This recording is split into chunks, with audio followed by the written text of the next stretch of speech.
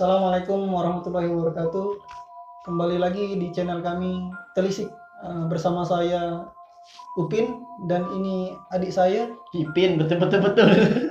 Bukan, ya, Bukan. bersama saya Oncong dan Ya, ini baik. sahabat saya. Baru-baru ini kita mendapatkan kabar duka dari sahabat-sahabat pendaki yang mendaki Gunung Lau. Perlu teman-teman ketahui, Gunung Lau ini terkenal dengan mistisnya. Gunung Lau ini terletak di perbatasan Jawa Tengah dan Jawa Timur.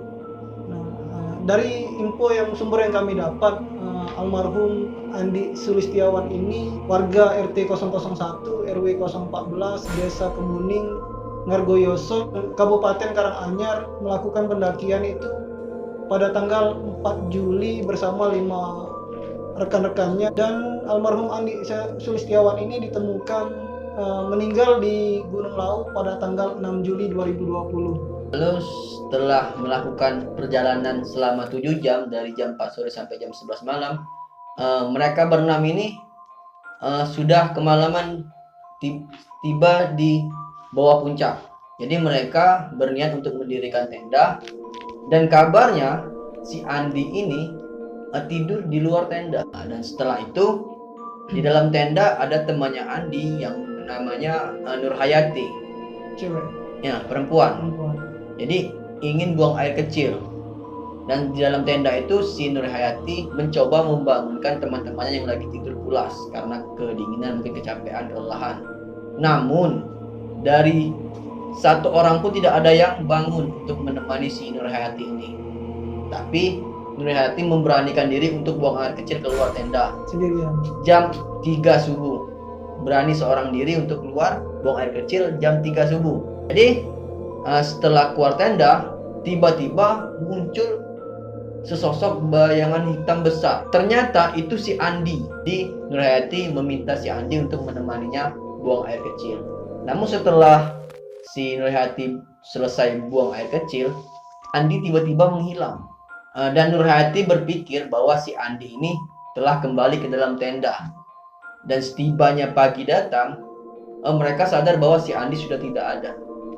Menurut informasi yang didapatkan dari pantura.id, Andi ini dikabarkan hilang setelah menemani teman perempuannya yang bernama Nurhayati tadi pada pukul 3 subuh. Dan setelah sadar bahwa si Andi ini hilang, bahwa si rekan-rekannya ini sibuk mencari si Andi dari area Argo Dumiling hingga ke Pasir Dieng.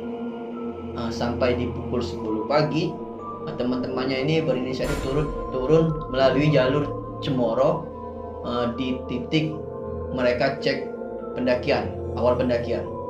Pada hari Minggu jam 3 sore ada rombongan pendaki dari Ungaran yang melewati jalur Cemoro Kandang. Dan setelah mereka sampai di Gegerboyo, keanehan pun terjadi. Seseorang sedang mengumpulkan kayu cantigi dengan menggunakan kaosnya sebagai bungkus untuk kayu-kayu tersebut. Namun pada saat itu suhu di sana itu sudah sampai 3 derajat Celcius, dan si seseorang tersebut tidak menggunakan bajunya, namun menggunakan bajunya untuk kayu cantigi tadi. Bungkus kayu cantigi tadi. Dan dikabarkan teman yang lepas baju di atas tadi itu bernama Andi. Jadi ada rombongan lain dari Ungaran tadi sempat bertemu si Andi ini tadi yang sedang mengumpulkan kayunya menggunakan kaos, dan sempat merekam, berbincang, dan menanyakan bahwa si Andi ini dari mana. Dan dijawab oleh si Andi, dia dari Kemuning dan beranggotakan 6 orang untuk melakukan pendakian ini.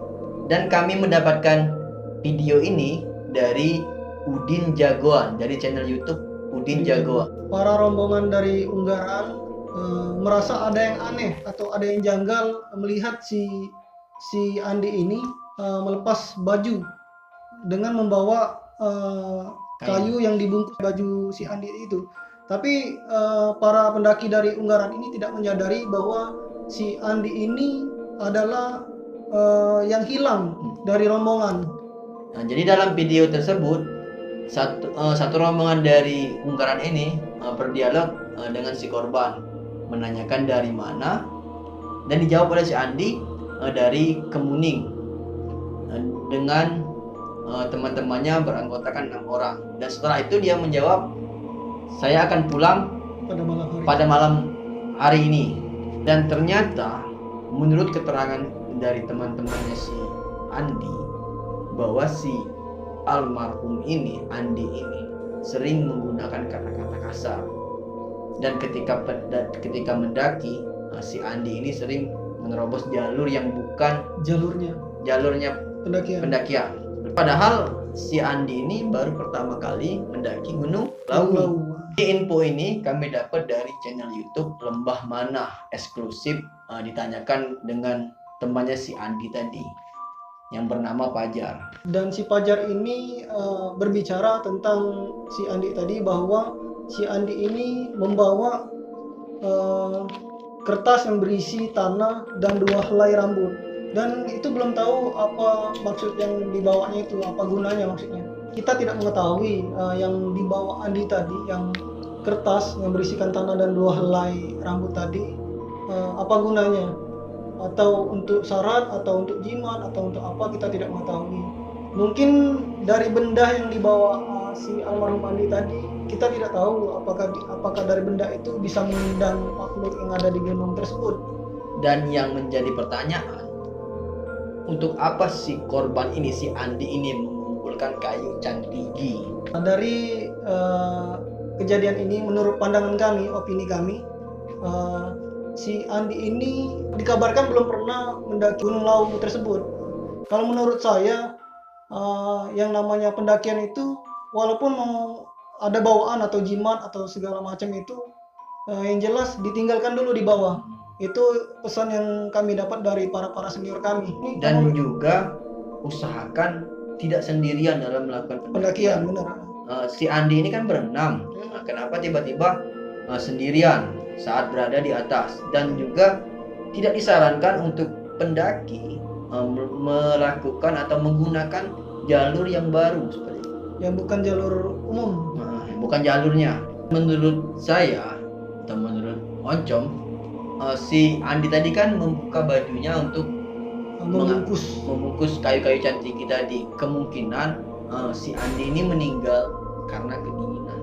Jadi kita tidak mengetahui untuk apa si Andi ini membawa kayu cantigi ini. Apakah untuk dimakan atau untuk dibakar, kita tidak tahu. Tapi ya sudahlah.